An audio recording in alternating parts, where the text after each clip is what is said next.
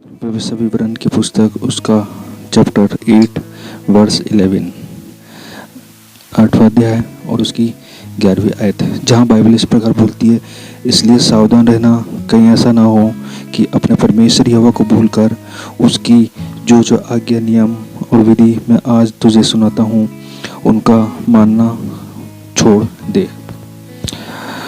परमेश्वर पिता, जिस परमेश्वर ने हमें मिस्र देश की गुलामी के अंदर से छुड़ा करके और प्रभु ने हमें यहाँ तक पहुँचाया, वह परमेश्वर यहोवा अपने उन लोगों को, अपने उन नबी लोगों को और उससे लोगों को बोल रहा है कि इसलिए सावधान रहना कि कहीं ऐसा ना हो कि अपने परमेश्वर यहोवा को भूलकर। प्रभु यीशु मसीह का वचन कहता है, परमेश्वर उस समय कह रहा है अपने लोगों को कि कहीं ऐसा ना हो कि तुम मुझको भूल जाओ जब मैं तुमको इस विपत्ति में, इस परिस्थिति में से छुड़ा करके और मैं तुम्हें एक ऐसी जगह पे लेके जा रहा हूँ जहाँ पर दूध की नदियाँ बहती है, एक ऐसी जगह पे लेके जा रहा हूँ जहाँ तुम्हें शांति मिलने वाली है। हालेलुया। आज परमेश्वर का वचन कह रहा है कि इसलिए सावधान रहना, सावधान कर रहा है परमेश्वर हमारे को।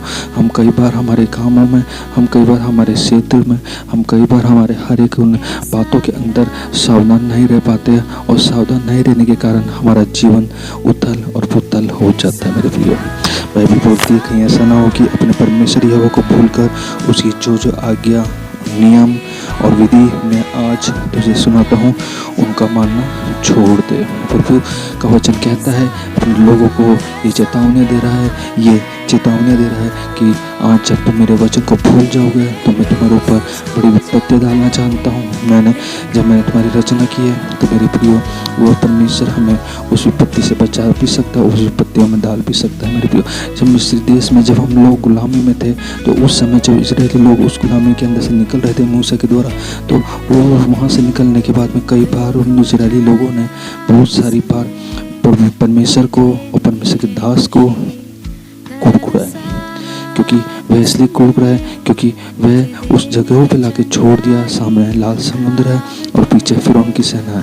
लोग कहते हैं, इजरायली लोग कह रहे हैं कि सच तो कि हम मिस्र देश में ही सही थे जहाँ हमें कोई चीज़ की कमी नहीं थी। लेकिन आज परमेश्वर के दास के द्वारा, परमेश्वर के वचन के द्वारा, परमेश्वर के सेवक के द्वारा वे लोग वहाँ से निकले हैं और फिर भी हम लोग जो इजरायली लोग हैं वे लोग परमेश्वर को कुड़कुड़ा रहे, परमेश्वर की बातों को समझ नहीं पा रहे, परमेश्वर के उन चमत्कारों को समझ नहीं पा रहे, परमेश्वर की आदर देने की जगह परमेश्वर को अनादर कर रहे हैं, परमेश्वर के दास को कुड़कुड़ा रहे। परमेश्वर का दास उनको बार बार ये चेतावनी दे रहा है कि अभी भी परमेश्वर हमारे बीच में है, परमेश्वर हमारे बीच में है, वह अद्भुत काम करने वाला है, वह अद्भुत चमत्कार करने वाला है। लेकिन मेरे प्रियो, वह लोग उस बात को समझने को तैयार नहीं है और जिस कारण वह लोग परिस्थितियों में पड़े।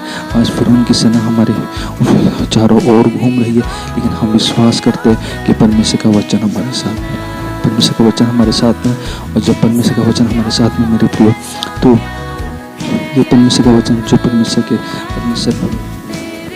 ने हमको दिया, इस परमेश्वर के वचन का हम आदर करेंगे तो परमेश्वर हमारे को हर एक उन जगहों पे आदर के योग्य बना देगा। जो लोग आपका अनादर करना चाहते हैं, जो लोग आपको विपत्ति में डालना चाहते हैं, जो लोग आपको परिस्थितियों में डालना चाहते हैं, उन लोगों के सामने परमेश्वर का वचन आपको शिरोमणि बना देगा। मेरे प्रियो, केवल आप परमेश्वर पर विश्वास रखें, परमेश्वर की चेतावनियों को ध्यान से सुने कि परमेश्वर हमको क्या कहना चाहता है। परमेश्वर हमें अच्छे के लिए कहना चाहता है, परमेश्वर हमें अच्छे के लिए कहना चाह रहा है। इसलिए वचन कह रहा है सावधान रहना, कहीं ऐसा ना हो कि अपने परमेश्वर यहोवा को भूलकर उसकी जो आज्ञा, नियम और विधि में आज तुझे सुनाता हूँ उनको मानना छोड़ दे।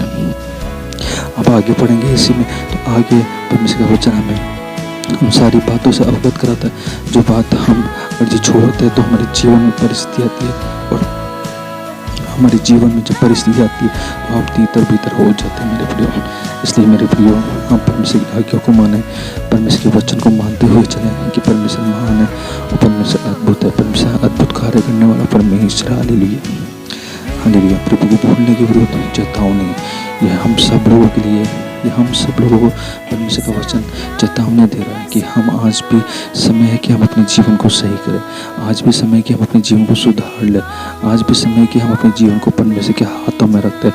हम जो कुछ भी है हम परमेश्वर के अनुग्रह से मेरे प्रियो, क्योंकि वचन कहता है कि पहला कुरिन्थियों उसके 15वें अध्याय और उसकी 10वीं आयत कि मैं जो कुछ भी हूँ परमेश्वर के अनुग्रह से हूँ, मैं जैसा भी हूँ परमेश्वर के अनुग्रह से हूँ, और मैं जो कुछ भी कर रहा हूँ परमेश्वर के अनुग्रह से कर रहा हूँ। हालेलुया। हम परमेश्वर को हर बात में हम उसको धन्यवाद कहने पाए, हर बात में हम उसको बढ़ाएं, हम घटे और वो बढ़ने पाए। प्रभु को हम धन्यवाद करते हैं इस सुंदर वचन के लिए कि हमें सावधान रहना, और सावधान रहेंगे तो हम परमेश्वर की आज्ञा, परमेश्वर के नियम को हम अपने जीवन में रहते हुए, जीवन में रखते हुए आगे बढ़ते चली जाए।